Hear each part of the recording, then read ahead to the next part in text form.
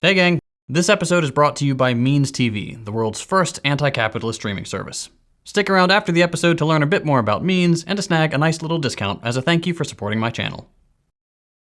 Like some on the right, severe right, came up with this Project 25, and I don't even know. I mean, some of them I know who they are, but they're very, very conservative. I don't know what the hell it is. It's Project 25. Project 2025. Project 2025. Project 2025. There's one person who definitely does not want to talk about it these days. I don't know anything about it. I don't want to know anything about it. I disagree with some of the things they're saying. They are extreme. Anything they do, I wish them luck, but I have nothing to do with them. This is Project 2025. You've almost certainly heard about it already.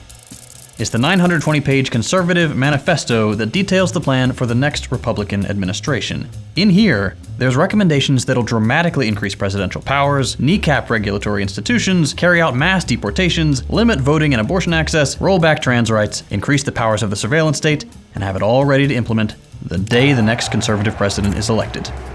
But if we've heard a lot about what's inside Project 2025, most of us know a lot less about the organization that's behind it. The Heritage Foundation. In this video, we're gonna go behind the scenes and find out who they are, what they're even doing writing a document like this, and why this random organization seems to have such a massive influence on American politics.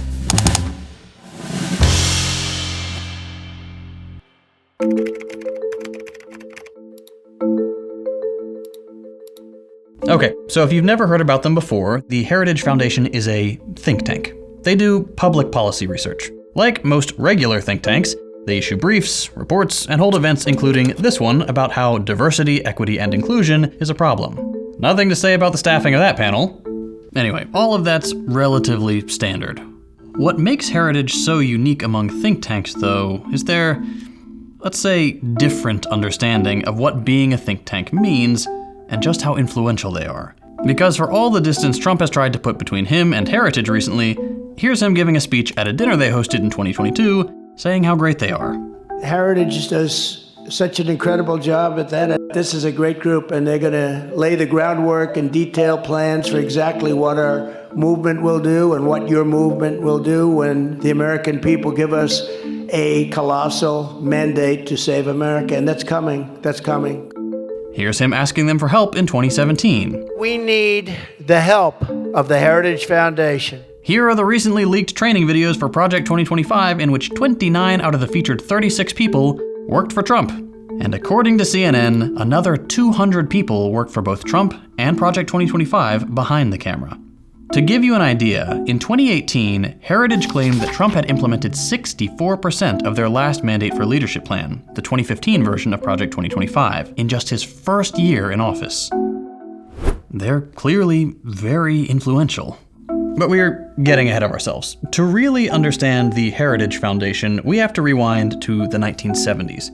Specifically, February 16th, 1973. That's the date Paul Weyrich and Edwin Fulner, with a $250,000 investment from Joseph Coors, yes, the beer guy, started Heritage. Make it yours. Make it Coors. 1973 is a special year for think tanks, because it's the year when all the big ones actually already existed for decades. Brookings, NBER, AEA, and RAND, huge names in the Washington think tank bubble, were all already set up and exerting kind of a lot of influence on Washington. And not for no reason. For the previous 50-ish years, think tanks had become surprisingly relevant thanks to changes in the federal government. Specifically, the government had become a lot bigger and more complicated. Over the course of the 20th century, following the creation of the Federal Civil Service, Americans saw the government expand and start dealing with things it hadn't really bothered with before. Public works, justice, progress, education, and freedom. The biggest bargain in history. American citizenship. Things like antitrust, agriculture, transportation, communication, and food safety. A bit later, we saw the New Deal expand the government's scope even more. We got new social programs and dozens of new agencies and departments like the EPA, the Departments of Energy, Housing and Urban Development, and Health, Education, and Welfare. Quickly followed by developments like the Interstate Highway System, Medicare, Medicaid, Pell Grants, and the National Flood Insurance Program. All in all, the 20th century came with the birth of a large and sometimes kind of unwieldy bureaucracy. To manage all this, it became clear that you needed public policy experts. Teams who could understand this huge web of people and resources and help government officials actually use these institutions. Think tanks filled that void. And for the most part, they did that in one of two ways. Sometimes, think tanks acted like universities, just without the students. Researchers were hired the same way they would be at a big school and given creative freedom to write reports that might someday be useful for policymakers. Or, think tanks acted more like private contractors. They'd have clients, most of the time the federal government itself, commissioning research projects on specific topics they needed particular analysis on. Regardless of what model they followed, though, most of them were nonpartisan. They produced high-quality research for both Republicans and Democrats designed to just help the government work better. Over time, though, these think tanks started showing a bit of bias. Because of their role, their job became highly technocratic. This naturally, slowly steered them towards perfecting the Keynesian welfare system that this new 20th century big government was set up for. The same model of government that made life generally less terrible and less dangerous for a good chunk of people living in the US. But not everybody was so happy with this trend. Specifically, the business community. Green is good. Hey, you! What smells like big business?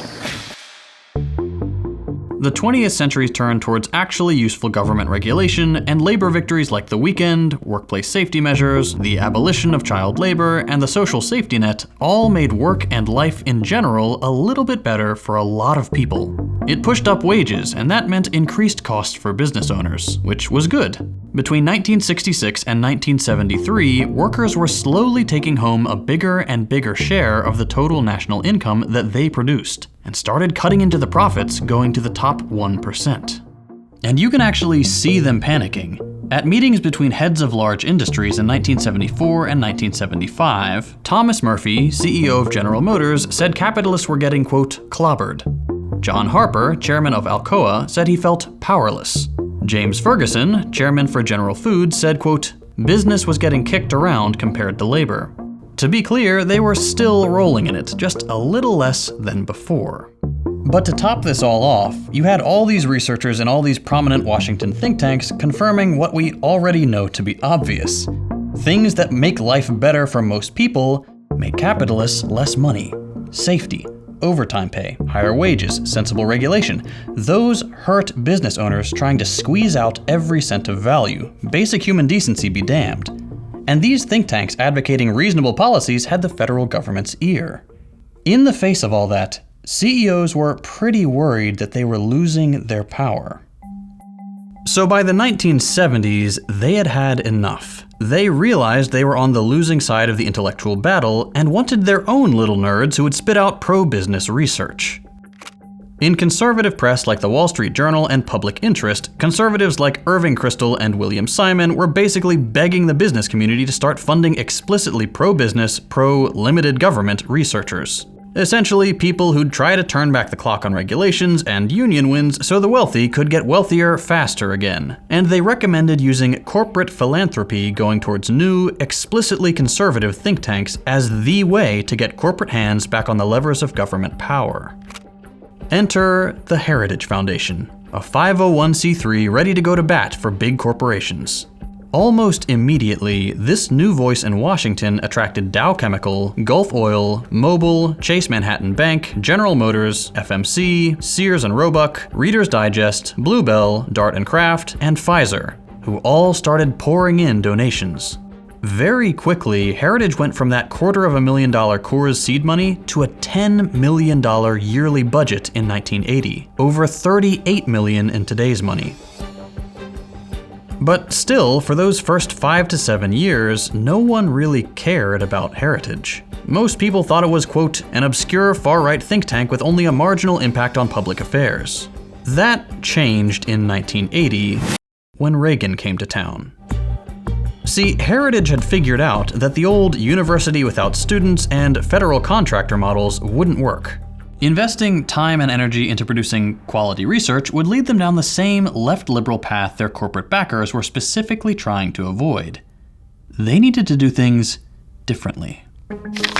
First, they gave up on the idea of giving researchers independence.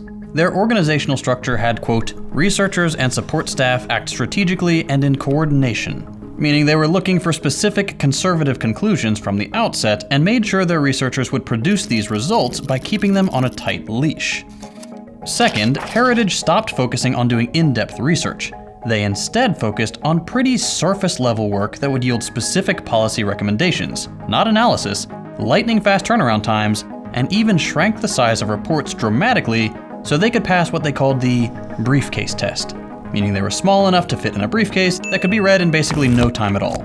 The point was to give Republicans curated talking points ASAP, not rigorous causal investigation. Third, Heritage aggressively marketed their research, not just so that they could get their arguments in front of policymakers, but to add astroturfed public pressure behind those arguments too. To this day, Heritage spends more on marketing than its peers, sends droves of its people on news programs to be experts, and has actively built a network of, in their words, 20,000 Sentinel activists and more than 2 million local grassroots activists. Through a separate organization called Heritage Action, the foundation has tens of thousands of people ready to call and email representatives and push for Heritage-funded policies, or just copy and paste tweets written by the foundation to flood social media with a carefully worded talking point at the drop of a hat. For all intents and purposes, Heritage is barely a think tank. It's an advocacy group with an astroturfing department. But back to the 80s. When Reagan won the election, Heritage finally had the opportunity to see if its strategy had paid off. In January of 1981, as Reagan was being sworn in for the first time, the Heritage Foundation published The Mandate for Leadership: Policy Management in a Conservative Administration. This 3,082-page report, written over a year by 250 people, wasn't like most think tank papers. Instead of giving general guidelines for the president to follow, or detailed research about different policy positions, it instead gave the president a list of specific, concrete recommendations tailored to each department. Recommendations like abolishing the Department of Energy, revoking affirmative action in government hiring and contracting, increasing the defense budget by $20 billion and military spending by $35 billion a year, deploying a neutron bomb in Europe, cutting social welfare and taxes on the rich, dramatically increasing the powers of the surveillance state by suspending the banning of wiretapping by the FBI, exempting the FBI from abiding by the Privacy Act, and restoring investigations into the, quote, loyalty of federal employees. All recommendations that reduced the role of the president to following along and checking off items on a list written by lackeys deep in the pocket of big business. And Reagan loved it. At his very first cabinet meeting, he handed out copies of the report to everyone, and shortly after, even hired people behind the report to work for him. According to Heritage, Reagan implemented over 60% of the mandate in his first term. And since then, Heritage, Republican administrations, and large corporations have stayed closely intertwined, as we've seen with the revolving door between Trump and Project 2025. Recently, though, that connection's become harder and harder to investigate. Nowadays, large corporations and the ultra-wealthy don't fund Heritage as overtly as they used to. Sure, Heritage releases the names of some of their donors, but thanks to what are called donor-advised funds, a lot of the wealth pouring in has been completely anonymized. These funds, operated by third-party financial institutions, aggregate donations and distribute them anonymously to less than savory charities like Heritage. Since 2020, over $18 million have come from these dark money funds, tax-free and with zero transparency, something that Project 2025 actually plans to make even easier and more anonymous. And according to some estimates, donor-advised funds held nearly $230 billion in assets in 2022. Still, we have some idea of what this influence can buy. In 2015, for example, we found out in an email leak that Lockheed Martin had donated over $340,000 to Heritage over the years. Far from some objective, research-first think tank, these donations got Heritage to produce a flurry of reports, glazing Lockheed's F-22 fighter jets and its sexy thrust-vectoring engines, and claiming the Obama administration's plan to cut them out of the budget would basically doom the US. All the while, Lockheed knew that it stood to gain $412 million per plane if this sort of influence could get Congress to approve new purchases. And this hasn't stopped. The Heritage Foundation is still working in the background and still exerting a lot of influence over the potential future Trump admin. These last weeks, Trump has tried everything to portray Project 2025 as an extreme platform he has nothing to do with, despite all the evidence to the contrary and the huge overlap between the project and his Agenda 47. As you know, and as she knows better than anyone, I have nothing to do with Project 2025. But behind the scenes, Heritage doesn't care about their project being slandered like this. They know their power is safe, that the corporate interest that they represent will still get their wish, and that they'll be able to calmly, strategically consume the US government and place ever more power into the hands of a conservative president removed from any sort of democratic accountability.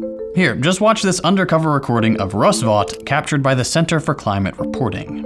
I expected to hear 10 more times from the rally the president, distancing himself from the left's boogeyman of Project 2025. Yeah.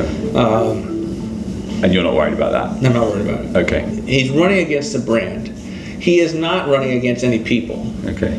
He is not running against any institutions. It's interesting, he's in fact not even opposing himself to a particular policy. Yeah. He's been at our organization, he's raised money for our organization. 80% of my time is working on the plans of what's necessary to take control of these bureaucracies. And we are working doggedly on that. This is how the next stage of American-style fascism could be ushered in. Not through any grand insurrectionary displays, not through a military seizure of power.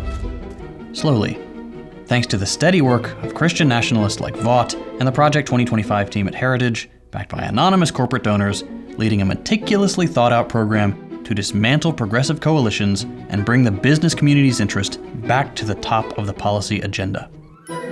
Crushing the working class and countless at-risk groups along the way, gutting what little democratic expression we do have, and giving unchecked power to a monarch who'll just follow the blueprint. And if it doesn't happen this election cycle, then it almost certainly will next time. American decline is a slow, boring process. It won't be like you see in the movies. No civil war, no dramatic coup, just capital doing what capital does.